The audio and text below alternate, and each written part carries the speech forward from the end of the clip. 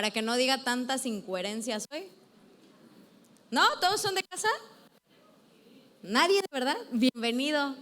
A ver, ya iba yo con mis incoherencias. Bienvenido. Qué bueno que aceptaste la invitación o la extorsión, ya no sé cuál pudo haber sido, pero nos da muchísimo gusto que estás aquí. Esperamos que encuentres un espacio para ti. ¿De aquel lado? ¿Nadie? ¿Todos? Bienvenida, bienvenida. Creo que ella sí vino extorsionada, ya vi. Bienvenida, esperamos que te la pases muy bien.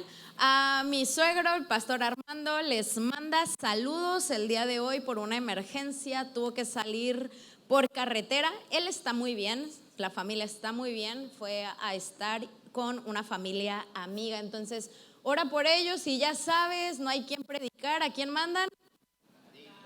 A Caro, efectivamente. Entonces, usted me disculpará, no fue mi culpa, por eso estoy aquí.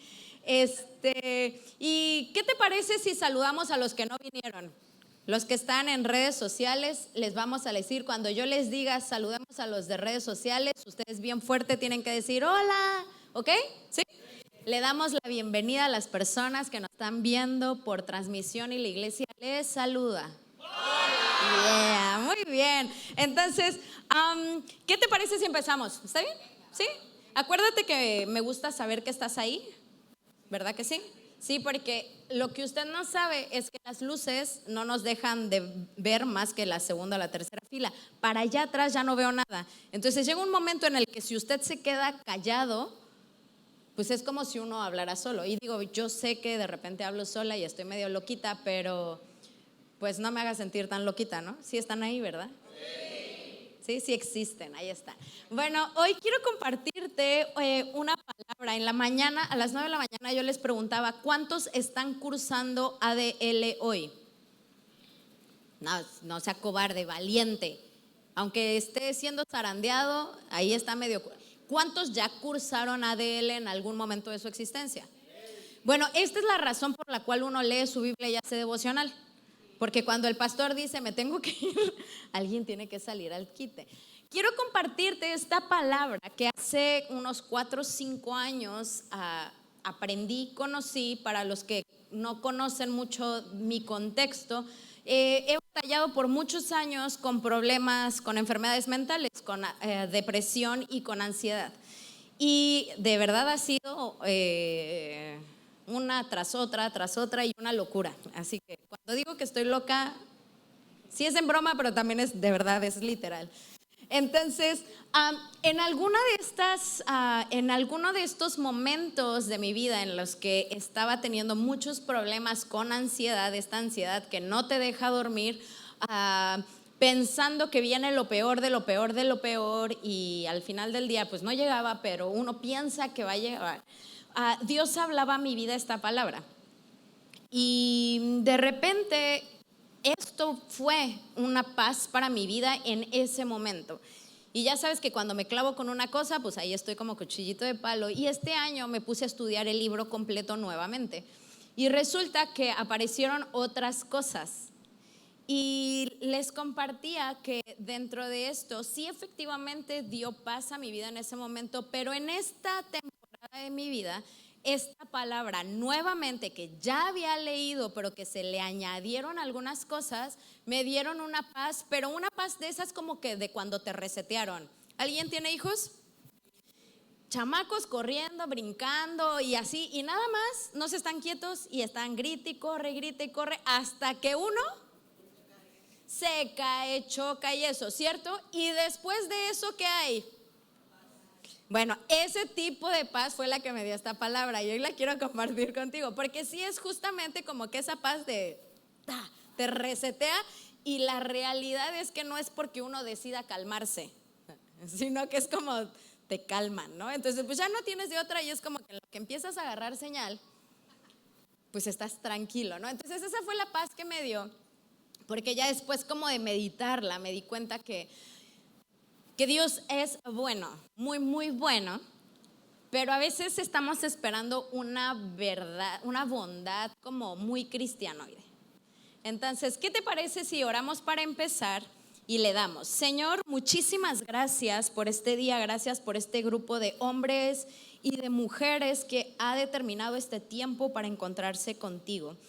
Queremos pedirte que sea tu palabra, sea la verdad de tu palabra la que entre a nuestros corazones, que sea tu Espíritu Santo, el poder de tu Espíritu Santo convenciéndonos, y que Jesús, tú siempre seas la verdad de nuestras vidas y el mensaje en Cristo Jesús. Amén y amén. Bien, pues la semana pasada mi marido parece que agarró tribuna, ¿verdad? Y yo le decía, te voy a enseñar lo que conversación privada es cierto. Le digo, oye, ya uno no puede mandar mensajes a gusto porque los andan reenviando, y si se casaron con Armando se los anda poniendo en las pantallas para que todo el mundo lo vea. Entonces, Armando estaba platicando como de muchos sucesos y es real.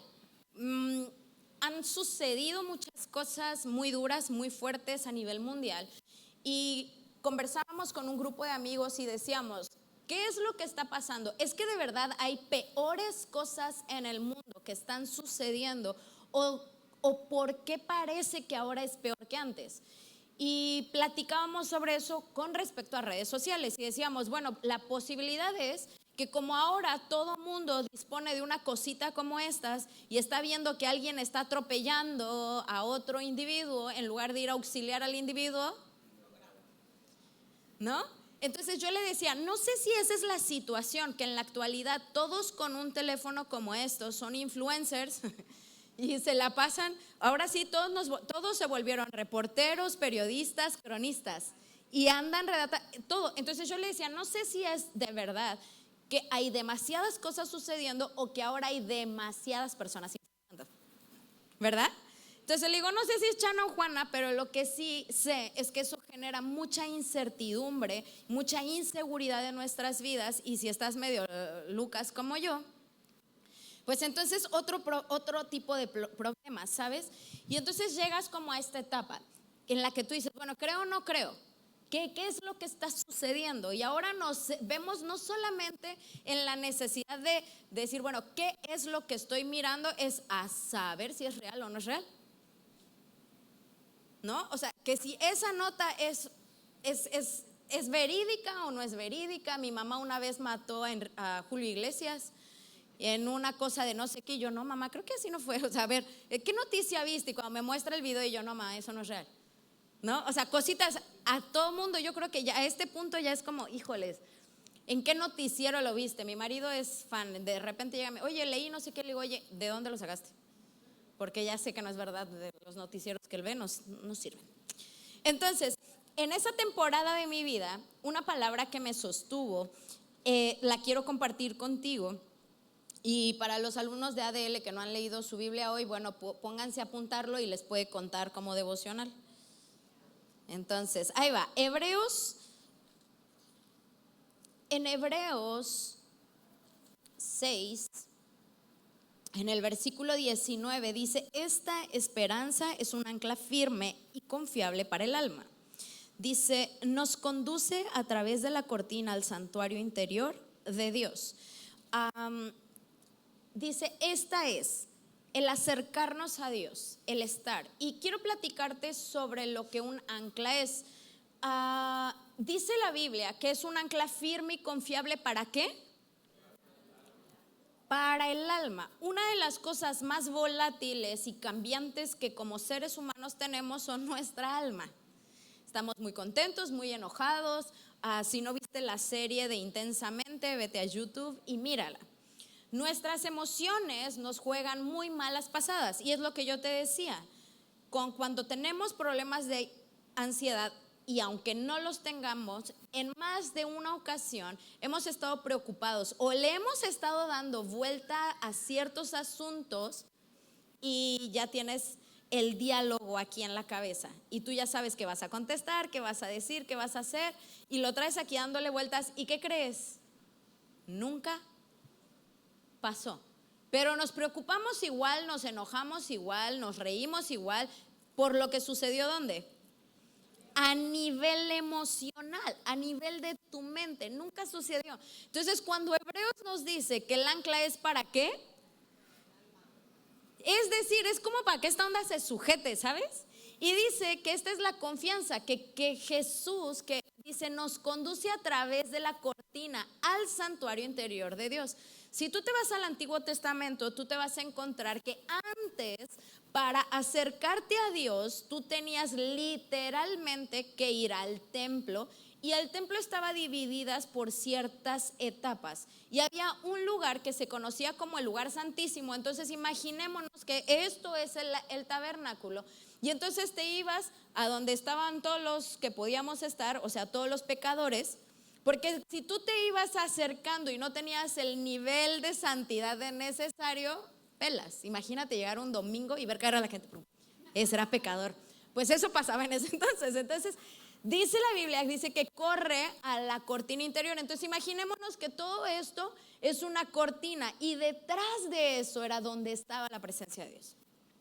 Entonces, dice que la esperanza es que esa cortina de ese santuario nos conduce a Jesús. Pero Jesús, en su sacrificio en la cruz, eliminó esa cortina. Eso significa que yo ya no tengo que ser santísimo sin error para poder tener una relación con Dios. Y dice que esta es parte de nuestra esperanza, ¿cierto? ¿Sí lo leíste conmigo?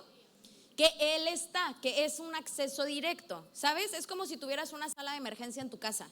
Si tú tienes una emergencia, no tienes que salir de tu casa, hay alguien que la atienda. ¿Estás conmigo? Entonces, cuando la Biblia nos habla de un ancla para nuestra alma, habla de cierto tipo de seguridad. ¿Estás conmigo? El ancla en un barco, en una lancha, en navegación, es un instrumento que sujeta a la nave, ¿cierto? Entonces, aquí la onda es que el ancla tiene que ser una cosa lo suficientemente fuerte para sostener o para mantener estable lo que está arriba. ¿Estás conmigo? Entonces, cuando yo leo en la Biblia que Él o que esto es el ancla de mi alma, es lo que me debe de mantener segura, eso significa que es lo que debería de traer estabilidad a mis emociones cuando las cosas no están bien. ¿Por qué razón? Porque si tú estás en medio del mar y se desata una tormenta, ok, tú tiras el ancla para no irte por todas partes. Pregunta, ¿la tormenta se va por aventar el ancla? La tormenta continúa, pero el ancla lo que me permite es que de haber terminado en quién sabe dónde, pues me voy a mantener en este radio, porque sorpresa, el ancla trae firmeza a nuestras vidas, aún en la tormenta, pero va a tener un radio de movimiento. Dile a tu vecino, la zarandeada, nadie nos las quita. ¿Sí me estás cachando? ¿Sí me estás cachando? O sea, el ancla me va a mantener y no va a permitir que yo me extravíe, como de repente a uno se nos va. Pero tampoco es que me vaya a quedar así. Claro que no. La tormenta está, entonces todo despelucado y lo que quieras, pero anclado. ¿Sí estás conmigo? Entonces tus emociones sujetas a esta ancla te van a permitir pues sobrevivir a la tormenta. Despeinado, a lo mejor sí perdiste partes del barco, pero muy extraviado no, aunque sea con la soguita llegas a la costa, ¿no? Si estás conmigo. Entonces esto es importante. Ahora, una de las cosas, cuando tú lees Hebreos, te vas a dar cuenta que Hebreos fue escrito para los hebreos. No se sabe exactamente quién lo escribió, pero habla de cosas bien importantes. Es escrita a los hebreos, que son estas personas que ya creían en que iba a venir un Mesías, que iba no sé qué, traían ya como este conocimiento. Y cuando es escrito a los hebreos, es escrito también a cierta clase de creyente que lo que había hecho era que había migrado sus viejas creencias y las había mezclado con nuevas creencias. Y para mí el término es cristianoide. Lo que sucede es que cuando nosotros no conocemos a Jesús, tenemos ciertas ideas, ¿sabes? Y entonces traigo a San Juditas en mi cartera. Pero como ya soy cristiano, ya no traigo a San Juditas. pero sí tengo que llegar el domingo a la iglesia, porque si no...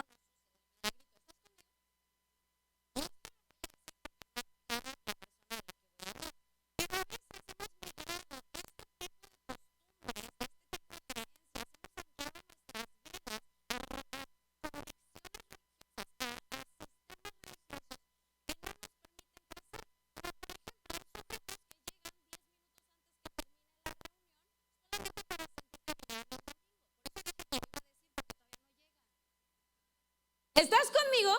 Si te das cuenta cómo migramos de creencias a creencias cristianoides. Cuando Hebreos le escribe a la gente y le dice lo que debe de sujetarse o traerte esperanza a tu vida es esto, es justamente porque a veces cambiamos ahora sí que cambiamos de santo por uno más cristiano. Cambiamos de adicciones. Antes fumábamos, tomábamos, nos drogábamos, ¿verdad? Y se ven las fotos de los primeros días en que empezaron a llegar a la iglesia, así mira, todos. 2 meses después, 3 meses después, 4 meses después. Porque todo lo que ya no se toman, todo lo que ya no se fuman, todo lo que ya no se inhalan, ¿se lo están? Entonces, si estás conmigo, si te das cuenta, yo sé que da risa, y da risa porque es verdad, pero si te das cuenta cómo simplemente cambiamos por algo que se ve menos peor. Entonces antes pasabas por la iglesia y te persinabas, ¿no? No, ahora casi que llegas y haces tu reverencia aquí. ¿Sí me estás cachando? Entonces sistemas religiosos sostienen nuestra vida. Cuando la tormenta viene, y no que Jesús, y no que Dios, y no que sí, ¿y qué sucede? Y a veces en los peores casos, que son como los casos más ilógicos, yo me estoy aferrando a mi ancla aquí en lugar de soltarla para que me sostenga donde me tiene que sostener. ¿Estás conmigo? Porque la función del ancla no va a surtir efecto si yo la tengo en la nave conmigo y no la tengo. ¿Estás aquí? ¿Ya? ¿Despierto? Entonces, qué importante es que tú y yo hoy podamos analizar y decir, ¿cuál es mi ancla hoy? ¿Cuál es tu ancla? ¿Qué es lo que te sostiene en esta vida de adversidad o en esta vida placentera? Porque cabe mencionar que en muchas ocasiones cuando todo está bien, pues yo no necesito nada que me sostenga porque tengo todo lo que me puede sostener. ¿Sí estás conmigo? Entonces, ¿qué sucede? A veces gano lo que quiero ganar, tengo la familia que quiero, que me gusta, que yo había anhelado tener, tengo la casa, tengo el carro, tengo el negocio, pero las cosas no fluyen. Porque tu ancla, tu emoción está sostenida por algo que no lo puede sostener. ¿Sí? No lo puede sostener. Y entonces nos encontramos con anclas superfluas. Y yo quiero compartirte algunas de las mías, porque no está bien hablar de los demás. Yo soy fatalista por naturaleza. Yo ya vi la mancha negra, ya vi el foco fundido, ya vi la telaraña, todo lo malo, ya lo vi. Entonces, para mí es muy importante tener un seguro de vida, tener un seguro de auto, tener mi sistema médico como debe de estar, de tener un ahorro, de tener un colchón, de tener... Sí, porque eso me da paz. Porque yo sé que si tengo un accidente no tengo que desembolsar N cantidad de dinero, porque ahí tengo mi seguro. O sea, es más, estoy tan preocupada que yo necesito saber dónde me voy a caer muerta. Entonces yo le dije, apenas Armando, yo le decía, no, le digo, necesitamos empezar a ver pues casas fúnebres, terrenos.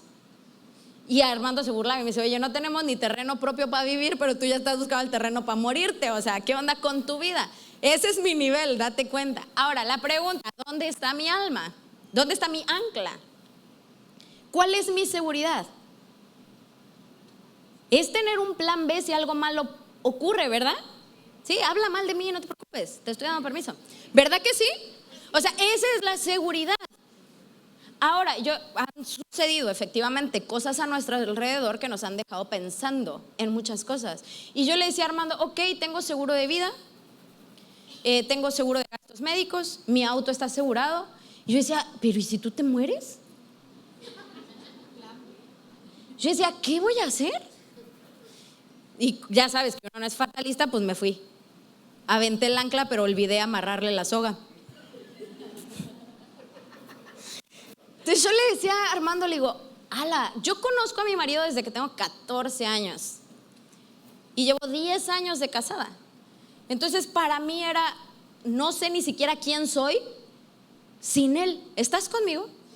Sí, que está muy mal. O sea, no te lo estoy diciendo porque esté bien. Entonces me cayó como eso y yo dije, ala, loco. O sea, qué mal estoy. ¿Dónde está mi seguridad? Y mi pregunta para ti es, ¿dónde está tu seguridad? O sea, hoy te lo estoy diciendo y me da risa. El día que yo se lo estaba diciendo a mi marido, yo estaba, o sea, yo estaba llorando a mi marido muerto. Hazme el favor. Se ríen porque saben que es verdad. Ay, hijos de Dios.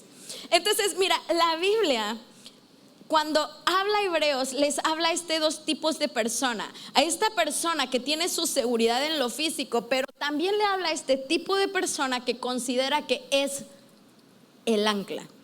Cuando tu ancla está en el dinero, en las cosas, bueno, esas son cosas.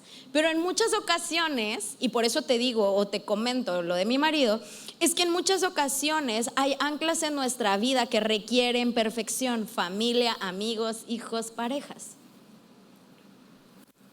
Pero háganme el Señor favor, ¿cómo puedo yo necesitar un ancla y tratar de que otro individuo sea mi ancla? ¿Me estoy explicando? ¿Cómo funcionaría esto? Pues no funciona. Porque para empezar, nosotros no podemos ser anclas. Y eso es lo que a veces nos ha sucedido como cristianos. Yo soy la fuerte de la familia, abuela, la primera zarandeada. ¿Sí estás conmigo? Nos vamos todos. ¿Sí estás conmigo? Entonces, cuando el escritor de Hebreos escribe también para ti que llevas chorrocientos años en la vida cristiana, pensando que por venir, servir, tener un grupo conexión, tu ancla está firme. Y no necesariamente. Porque ahora que te enfermas, oras. Porque ahora que hay un problema, oras y pides. Pero de verdad es un ancla en tu vida que de verdad mantiene estable nuestras emociones. Mi respuesta de manera inmediata e invariable es no. No es. La Biblia nos muestra en el libro de Mateo, en el capítulo 14, esta historia te la sabes. Jesús va a predicar, manda a sus discípulos adelantarse y hay una tormenta. Si estás conmigo, hay una tormenta, están en el barquito, están todos asustados y dice la Biblia en el 24, versículo 24, dice la Biblia, mientras tanto los discípulos que ya se encontraban lejos de la tierra, dice, se encontraban en problemas. Dice, porque se estaba levantando o se había levantado un fuerte viento y luchaban contra las olas. Dice, a eso de las 3 de la madrugada, Jesús se acercó a ellos caminando en el agua, como si la tormenta no fuera suficiente. Cuando los discípulos lo vieron caminar, cuando los discípulos, ¿qué? Dice, sobre las aguas quedaron aterrados, llenos de miedo, clamaron, es un fantasma. Dice, pero Jesús de inmediato habló. ¡Ey! No tengan miedo. ¿Quién se está muriendo del estrés? Te estás arrancando los cabellos, gritando como desquiciada. ¿A quién le dicen cálmate y dice calma? O sea, tú dime cálmate en un momento inadecuado y no va a funcionar. Entonces dice, no tengan miedo, dijo, tengan ánimo, yo estoy aquí. Entonces Pedro llamó, Señor, si realmente eres tú, ordéname que vaya hacia ti caminando sobre las aguas. Y la respuesta de Jesús, sí, ven. Ahora, ¿qué es lo interesante? Pedro camina sobre las aguas, versículo 30, pero ¿cuándo qué? Ahora, ahí te va. Y este es un nuevo síndrome que yo he inaugurado. Y es el síndrome del cristiano disperso. Y es que eso lo aprendí porque mi chicuelo, después de chorrocientas cosas que no lográbamos, el neurólogo me dijo, mira, ¿sabes qué? Creo que tu hijo tiene problemas de atención. Y yo, no lo sabía, pagué tanto para que me dijeras algo que... Pero bueno, ¿por qué razón? Si tú ves la historia, están todos paniqueados. Escena 1. Todos están dentro de la barca, evidentemente asustados viendo la tormenta. Pero entonces a escena aparece Jesús. ¿Y qué dice que hicieron los discípulos? Que lo vieron. Entonces antes tenían miedo de la tormenta y después tuvieron miedo de... Pero a final de cuentas, ¿cuál era el estímulo? Lo que ellos estaban mirando, ¿cierto? Pedro tenía el síndrome del cristiano disperso. Entonces el Pedro pasa de ver la tormenta a ver a Jesús, a bajarse y a volver a ver la tormenta. Ahora, lo que a mí me queda claro, y así como Jesús al final le dice en el 31, le dice a Pedro, ¿por qué dudaste? ¿Qué onda con tu fe? Yo hoy pienso justamente una cosa, como que el problema fue en dónde puso la atención.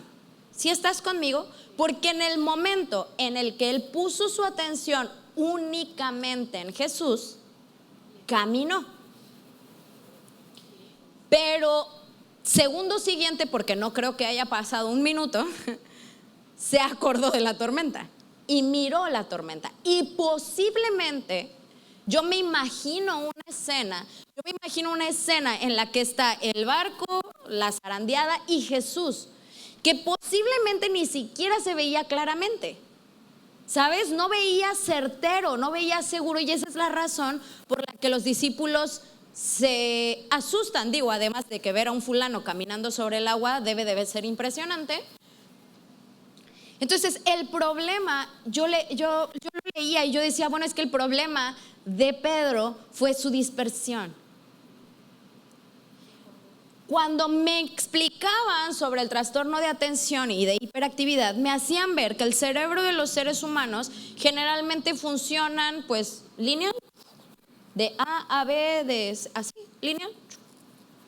Pero que en las personas que tienen atención dispersa e hiperactividad o problemas con la atención, lo que sucede es que para llegar a B, para llegar a A, si tengo poste A, poste B, una persona con un pensamiento normal va a ir de A a B. Pero una persona que tiene problemas de atención, lo que va a suceder es que en lugar de ir de A a B, va a ir A, B. Pero en lo que pasó de aquí a allá ya sucedieron demasiadas cosas. Y creo yo que eso es lo que le sucedió a Pedro. Porque había visto la tormenta, había visto a Jesús, había caminado sobre el mar, pero al segundo siguiente cayó. Cuando tú y yo estamos sostenidos de un ancla, pero perdemos de vista que ahí está el ancla, pero nos clavamos mirando la tormenta, porque yo te dije que aunque aventemos el ancla, la tormenta va a continuar, entramos en pánico. Pero cuando nos enfocamos en lo que nos tenemos que enfocar, entonces las cosas suceden diferente. Y es que Pedro logra caminar. Mi pregunta nuevamente para ti, entonces, ¿cuál es tu ancla y cuál es tu enfoque? ¿Qué es lo que tú estás mirando? Efectivamente, yo sería muy ilusa si yo te dijera, mira nada más a Jesús, aunque hay guerra, aunque hay muerte y aunque hay enfermedad, porque no es posible. Por eso yo te hago esta referencia en la que yo te digo, bueno, seguramente Jesús estaba ahí, pero entre punto A y punto B había una gran tormenta. Uno tendría que estar de verdad bien enfocado y debería de conocer bien a ese individuo para estar seguro que era quien yo pensaba que era. ¿Sí estás? Entonces, ¿cuál es la esperanza? Y es que hay muchas esperanzas. Entonces, ¿qué sucede cuando mi ancla me sostiene y yo estoy mirando hacia donde debo de mirar? La tormenta no necesariamente calma. En el versículo en Juan 6:21, que es la misma historia, pero relata como el final, Dice, entonces lo recibieron, ya después de toda la tormenta, de la ahogada de Pedro, se sube y todo esto, dice que lo reciben, o sea, a Jesús en la barca, dice, y enseguida llegaron a tu destino. La esperanza es que vas a llegar a tu destino. ¿Cómo? Esa sí te la debo. Pero vas a llegar a tu destino. Y yo me imagino que si Pedro hubiera mantenido su mirada puesta en Jesús, posiblemente Pedro pudo haber llegado caminando sobre el agua a su destino, ¿sabes? O sea, con bombo y platillo. Pero llegó medio apabullado y medio avergonzado porque se había hundido. Pero llegó. Esa es la esperanza. Ahora, cuando yo leía esta palabra en ese tiempo de mi vida, yo también me daba cuenta que en muchas ocasiones tú y yo queremos el ancla solamente para mantenernos en momentos de seguridad, pero cuando todo está bien, entonces ya no quiero. Entonces hay situaciones en tu vida y en mi vida en la que el ancla nos dice de aquí no te mueves, y lo que nosotros queremos es cortar el ancla para irnos libremente. Pero esa parte de la Biblia o esa parte de la interpretación no nos gusta, porque preferimos que nos digan que cuando todo está mal nos van a ayudar, pero cuando todo esté bien y se te dé una indicación, entonces ahí ya no vale. Eso ya no es tan cristiano. ¿Verdad que sí?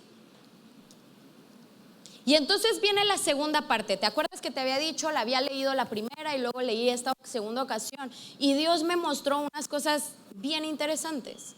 Y es que de Dios queremos todo lo bueno. Y por eso yo te decía, vemos una bondad como muy ingenua en Dios. Pero tú te has puesto a pensar que posiblemente la bondad o el milagro que tú estás pidiendo pudiera no ser de beneficio para todos los que están a tu alrededor, pero de todas maneras lo quiero, y que posiblemente esa es la razón por la cual no ha llegado. Estoy leyendo a C.S. Lewis en el libro de Una pena en observación, y me ha traído, y me puse a pensar justamente eso. ¿Responde entonces Dios todas las oraciones o no las responde? Y si no las responde, ¿por qué no las responde? ¿Porque es malo? ¿Sí te das cuenta cómo ponemos una bondad muy ingenua en Dios y no la bondad como tal es? Porque si tu bien va a ser un mal para otro, entonces, ¿aplica o no aplica? Y sabes, es incómodo. ¿Sí o no que es incómodo? Porque eso es lo que yo quiero, eso es lo que yo anhelo. Entonces es muy fácil, que yo te decía, en tiempo de adversidad, hay un ancla en Jesús. Pero ¿y cuando todo está bien? Y necesitas estar anclado. No, cuando todo está bien uno tiene que estar libre. Entonces voy a la Biblia nuevamente. Y entonces yo digo, bueno, Hebreos 6 dice que esta es la esperanza. Y entonces me di cuenta que estaba leyendo una pequeña parte de lo que debía de leer. En el capítulo 6, esta sección inicia en el versículo 13 en realidad. Y el título en Nueva Traducción Viviente dice: las promesas de Dios traen esperanza. La esperanza de la que nos está hablando el versículo 19 es sobre una promesa. Pero solamente desde que leí el título me desanimé, porque dice que las promesas de Dios traen esperanza. No dice las promesas cumplidas traen esperanza. Ahora vas a ir entendiendo por qué te digo que esto me dio una paz, pero de reseteada. Entonces, ahora sí, versículo 13 dice, por ejemplo, estaba la promesa que Dios le hizo a Abraham. Como no existía nadie superior a Dios por quien jurar, entonces Dios juró por su propio nombre, diciendo: ciertamente te bendeciré y multiplicaré tu descendencia hasta que sea incontable. Entonces Abraham esperó con paciencia y recibió lo que Dios le había prometido. Ahora bien, cuando las personas hacen un juramento, invocan a alguien superior a ellas para obligarse a cumplirlo, y no cabe ninguna duda de que ese juramento conlleva si lo prometí, lo tengo que hacer. Dios también se comprometió mediante un juramento para que los que recibieran la promesa pudieran estar totalmente seguros de que Él jamás cambiaría de parecer. Así que Dios ha hecho ambas cosas, la promesa y el juramento. Me perdí. Estas dos cosas no pueden cambiar porque es imposible que Dios mienta. Por lo tanto, los que hemos acudido a Él en busca de refugio podemos estar confiados, aferrándonos a la esperanza de que Él que está delante de nosotros. Y ahora sí, esta es la esperanza, es un ancla firme y confiable para el alma. Nos conduce a través de la cortina del santuario interior a Dios. Y en el 20 dice: y Jesús ya entró allí por nosotros. Él ha llegado a ser nuestro sumo sacerdote. Entonces, ¿cuál es la esperanza? La esperanza está en la promesa, ahora sí que la promesa prometida y jurada, porque Él no va a cambiar. ¿Sí? ¿Cachas conmigo? Ahora, hay una promesa que ya fue hecha y que también ya fue cumplida, y es que Jesús vino a esta tierra. Esa promesa ya fue, y por esa alégrate. Pero ¿qué tal celebrando la independencia de México? El Señor los independizó de... Entonces, esa promesa sí fue hecha y ya fue cumplida, y esa promesa fue hecha desde Abraham. ¿Estás conmigo? Ahora, qué interesante saber.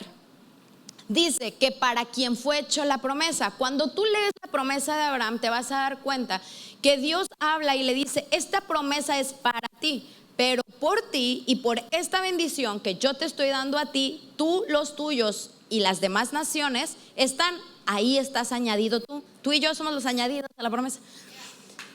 Entonces nos toca. El asunto de esto es que eso es lo que nos tiene confianza, de que Dios es como la canción, te dice que sí, pero no te dice para cuándo.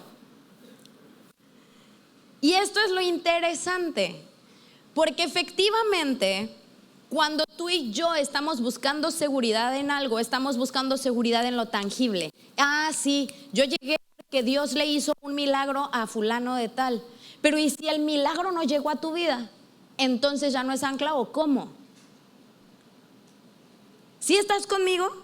Pero lo que yo veo en la palabra es que mi esperanza está en una palabra, está en una promesa. No está en algo que tú puedes mirar y tocar. Y entonces te ves y llegamos al capítulo 11 de Hebreos. Y el capítulo 11 de Hebreos es mejor conocido como el Salón de la Fama de la Biblia. Están los héroes de la fe, están estas personas que hicieron cosas grandes, pero hay ciertos versículos y hay ciertas cositas que no leemos de Hebreos 11. Y una de las cosas interesantes que yo encontré, y por eso te decía que fue como esta añadidura en Hebreos 11 que a mí me pegó, es que la Biblia en Hebreos 11, en el versículo 13, Hebreos 11, versículo 13, dice: todas estas personas murieron, aún creyendo lo que Dios les había prometido.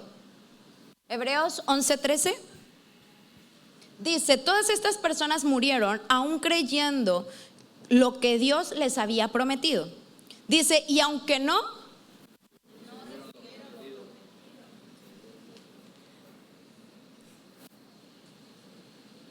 ¿cómo? Yo tengo la seguridad, o debo de poner mi seguridad en una promesa, aunque no la reciba. Pero ¿qué dice? Que todas estas personas que están en el conocido Salón de la Fama de la Fe, dice, lo vieron desde lejos y lo aceptaron de buena gana, con gusto, alegres, celebrando.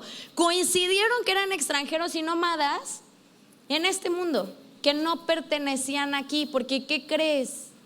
La Biblia no te habla de un cimiento en esta cita, te habla de un ancla. Eso quiere decir que en algún punto de tu vida esa ancla se levanta y te vas, porque no perteneces. Wow.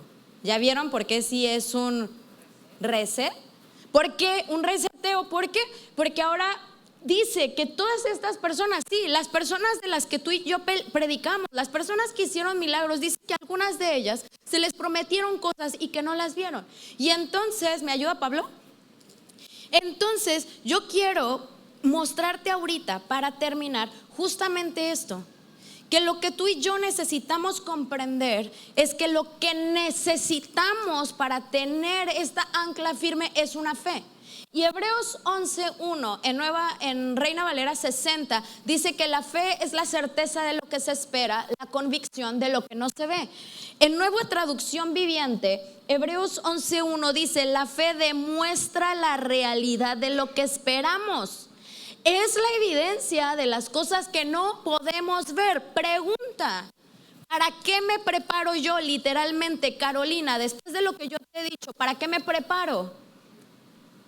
Para la tragedia y para la muerte. Y yo estoy esperando vida. ¿Te das cuenta de lo incongruente que es? Porque si tú te das cuenta, en la definición de fe no dice la fe es la creencia puesta en un ser. No, dice la Biblia simplemente que la fe es lo que demuestra la realidad de lo que yo necesito, de lo que yo estoy pidiendo, de lo que yo quiero. Y entonces es posible que la zarandeada que estamos viviendo en la vida es una cosa que sí he estado esperando. Y quiero ser bien clara, no es que yo anhele que eso venga, pero como mi pensamiento y mi vista no están en el lugar correcto, efectivamente lo que yo espero es que venga todo lo malo. Que vuelva a subir el dólar, que vuelva a haber la guerra. ¿Cuántos compraron sus máscaras cuando empezaron a ver que si sí se daban o no se daban los del otro lado? Que si las bombas atómicas, que si las no sé cuál. ¿Estás conmigo? Entonces, ¿qué es lo que tú y yo estamos viendo? ¿Qué es lo que tú de verdad estás esperando? Y entonces tendríamos que hacer una introspección y meditar de que si realmente lo que yo estoy viviendo efectivamente no es una cosa que anhelo, pero es una cosa que he estado esperando. Y lo que yo pienso que sí espero, el milagro, la cosa buena, en realidad no la estoy esperando, porque al igual que yo, me he preparado para lo peor. ¿Estás conmigo? A lo mejor eres la mamá que está esperando la llamada, o estás esperando el diagnóstico, o estás esperando el muchas gracias pero ya no trabajas. Y entonces a lo mejor eso es lo que está llegando. Pero lo que sí tú y yo necesitamos comprender es que la fe también hace cosas diferentes, porque cuando se esperan cosas diferentes, pues efectivamente van a suceder cosas diferentes. Porque cuando la fe espera recibir vida, vida es lo que va a venir. Porque cuando la fe espera prosperidad, efectivamente la fe va a venir. Pero es una cosa, la pregunta es: ¿de verdad eso es lo que estás esperando? Y quiero ser bien clara, efectivamente no es que uno anhele que le vaya mal a los demás,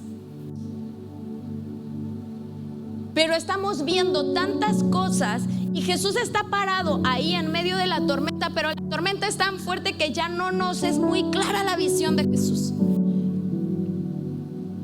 Y si a eso le sumo que no estoy clara con las palabras que Él ha dado a mi vida, pues entonces estamos en problemas.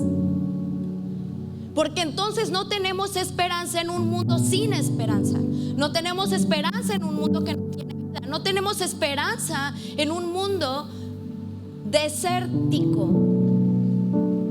No tenemos esperanza. Pero lo que la Biblia nos muestra hoy, en la Biblia, lo que nos muestra versículo a versículo, dice la Biblia en Hebreos 11, escucha lo siguiente, Hebreos 11, versículo 7, 7, dice: fue por la fe que Noé construyó un barco grande para salvar a su familia del diluvio en obediencia a Dios, quien le advirtió. Y es que esto es lo importante, dice: quien le advirtió de cosas que nunca antes habían sucedido. La fe creó cosas de lo que no había sucedido y esperó cosas que no habían sucedido. Y a veces tú y yo como creyentes estamos buscando lo tangible y Dios nos está diciendo: hey, pero es que lo que yo te estoy mostrando todavía no existe. Pero cree, hazlo. Dice la Biblia en el mismo 11, en el versículo 8, dice lo siguiente: fue por la fe que Abraham obedeció cuando Dios lo llamó para que dejara su tierra y fuera a otra que Él le daría como herencia. Pero pequeño detalle, se fue sin saber a dónde iba. Tú y yo queremos caminar en incertidumbre, pero solamente en Noé y Abraham vemos que Dios no nos llama a lo seguro. Él te llama seguro de que vas a llegar y tú tienes que caminar seguro de que vas a llegar. Pero ¿qué crees?